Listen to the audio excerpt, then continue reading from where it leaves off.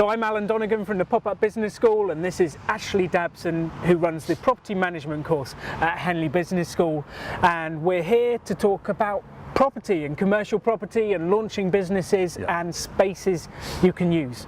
And we've been working with several customers recently, several clients recently. One example would be a flower shop we worked with.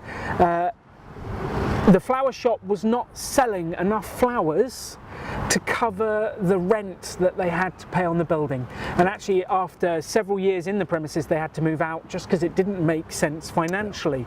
And I think sometimes some of the startups we've worked with don't think about how much product they actually have to sell to afford the real estate they're going into. So I'd love your thoughts on that, Ashley. Yeah, a couple of things immediately come to mind.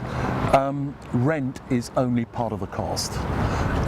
It's a very crude rule of thumb, but you can almost double the rent for the full costs of your accommodation. And by that I mean by the time you've finished all the service charges, all the other bits and pieces. Does it always true? No.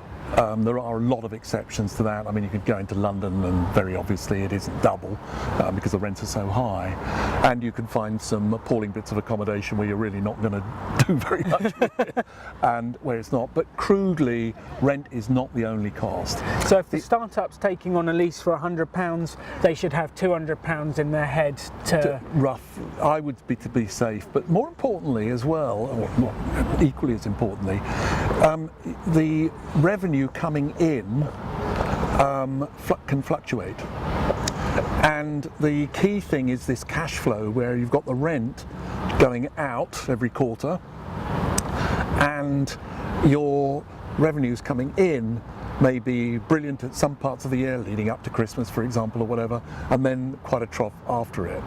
You know, what does this mean for your cash flow? It is no good looking at it as a one-off. You've got to project out, and you've got to be realistic with your relating the costs of the accommodation back to the business.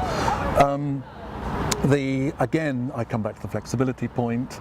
I think, you know, if you've got flexibility and you find that after a year in business in that accommodation it's not working, you'll want to get out quick and get out fast. Don't hang around. Don't commit because of these sort of issues. Cash is king. Cash is absolutely what it's about, and you need to understand exactly what the costs are. So you're back to due diligence, you're back to doing your homework.